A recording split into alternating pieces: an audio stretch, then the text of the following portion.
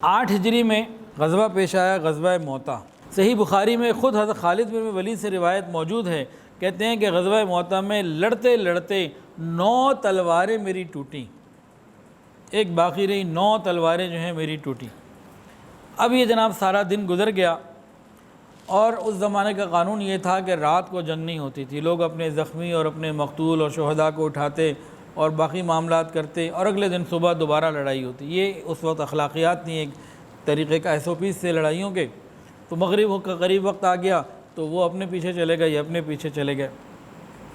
اب اگلے دن حضرت خالد بن ولید رضی اللہ عنہ نے ایک بڑا کمال کا بڑا عجیب کام کیا۔ جو لوگ آگے تھے ان کو پیچھے کر دیا، جو دائیں تھے ان کو بائیں کر دیا، اور دشمن کے لوگ وہی تھے، وہ اسی ترتیب سے صبح اگلے دن آئے۔ اب انہوں نے سامنے دیکھا کہ یہ تو وہ بندے نہیں ہیں، کیونکہ یہ کل اس سائڈ پہ تھے۔ ادھر والوں نے دیکھا کہ یہ وہ بندے نہیں ہیں، کہ یہ کل تو گزشتہ دن ادھر سائڈ پہ تھے۔ تو پوری لشکر کی جب ترتیب بدل گئی، لوگوں نے دیکھا کہ یہ تو سامنے والے لوگ نہیں ہیں جن سے ہم کل سارا دن لڑتے رہے، لگتا ہے کہ ہاں ان کو کوئی مدد آ گئی ہے، پیچھے سے مدینہ سے کوئی فوج آ گئی۔ بس اسی بات کا ان کے اوپر ایسا رعب پڑا، اور حضرت خالد بن ولید رضی اللہ عنہ نے اس انداز سے حملہ کیا، لشکر کو اپنے اس انداز سے سیٹ کیا کہ زبردست قسم کا حملہ ہوا۔ اس حملے میں وہ لوگ پسپا ہو گئے، پیچھے ہونے لگے، ڈرنے لگے، پیچھے آنے لگے۔ جب وہ پیچھے میدان چھوڑ کے بھاگنے لگے نا، حضرت خالد بن ولید رضی اللہ تعالیٰ عنہ نے تمام صحابہ کو کہا کہ ٹھیک ہے، ہمارا مقصد پورا ہو گیا، اب واپس چلو۔ عام طور سے اصول اس زمانے میں یہ ہوتا تھا، جو فاتح ہوتا تھا وہ دوسرے کے پیچھے بھاگتا، تعاقب کرتا، دور تک پہنچاتا، مال غنیمت کو جمع کرتا، یہ سب کچھ ہوتا تھا۔ لیکن خالد بن ولید رضی اللہ تعالیٰ عنہ نے اس موقع کی نزاکت کو محسوس کرتے ہوئے، آپ امیر تھے، آپ نے فرمایا نہ تعاقب کرنا ہے نہ کوئی چیز اٹھانی ہے، چلو واپس۔ تو وہ اپنے پورے لشکر کو، 12 صحابہ تو شہید ہوئے، اس میں 12 مسلمان، لیکن باقی پورے لشکر کو انتہائی حفاظت کے ساتھ اور خیر کے ساتھ مدینہ طیبہ لے آئے۔ ہر قوم میں نا، ہر جگہ کچھ جذباتی لوگ بھی ہوتے ہیں۔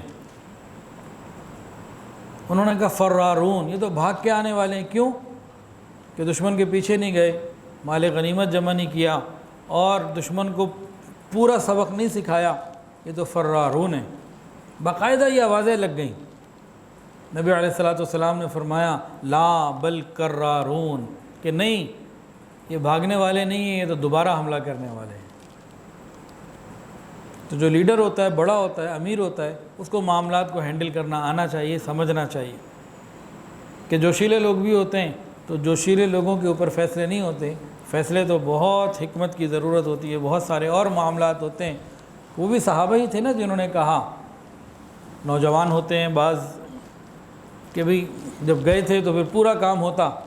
نبی علیہ السلام نے ان کی تربیت فرمائی، اصلاح فرمائی، فرمایا لا بل کرارون، یہ بھاگ کے نہیں آئے، یہ تو دشمن جب پیچھے پسپا ہو گیا، ہٹ گیا، پیچھے ہٹنے لگا، انہوں نے اس موقع کو غنیمت جانا۔ اصل تو تھا نا کہ دشمن کے اوپر دھاک بیٹھ جائے، وہ تو بیٹھ گئی، دشمن مرعوب ہو گیا، وہ بھی ہو گیا، اب اپنی تعداد کمزور ہے تو واپس آ گئے کہ دوبارہ اور بہتر طریقے سے کریں گے۔ اور نبی علیہ الصلوۃ والسلام کے پردہ فرما جانے کے تقریباً 25 سال کے اندر اندر یہ سارے علاقے مسلمانوں نے فتح کر لیے تھے۔ جب یہ واپس آئے ہیں تو ایک عجیب معاملہ تھا، پورے عرب کے اندر مسلمانوں کی شان و شوکت جو ہے نا وہ بڑھ گئی اور پھیل گئی، اور ہر بندہ حیران، جیسے کہ انگلی دانتوں سے دبا لیتا ہے نا، یہی معاملہ ہوا کہ مسلمانوں کے اندر اتنی ہمت، اتنی قوت کہ یہ جا کے عجم کے سب سے بڑے سپر پاور سے جا کے لڑنے لگیں اور فاتح واپس آئیں۔ حضرت خالد بن ولید رضی اللہ تعالیٰ عنہ ساری زندگی مختلف میدانوں میں، جنگوں میں رہے، وہ جہاں سب سے زیادہ دشمن ہوتے وہاں سب سے آگے بڑھ کے جایا کرتے۔ کہتے ہیں کہ میں زندگی بھر شہادت کی تمنا میں رہا، لیکن شہادت مجھے اپنے گھر کے بستر پر آ رہی ہے۔ فرماتے تھے کہ موت اگر میدان کارزار میں ہوتی تو خالد کو مل جاتی، میں نے بڑا تلاش کیا لیکن یہ مجھے بستر پر آئی۔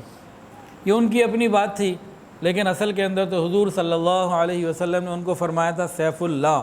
اب اللہ کی تلوار کسی کافر سے تو نہیں ٹوٹ سکتی نا، اور موت چونکہ آنی ہی ہے تو وہ تو پھر سب کو آنی ہے۔ جب رسول اللہ صلی اللہ علیہ وسلم کو آ گئی اور انبیاء کو آ گئی، سب کو آ گئی، تو صحابی کو بھی آنی تھی۔ تو موت چونکہ ایک مقرر کردہ فیصلہ ہے اللہ کا، تو وہ تو آنا ہی تھا، لیکن یہ اللہ کی تلوار کسی کافر سے نہیں ٹوٹ سکتی۔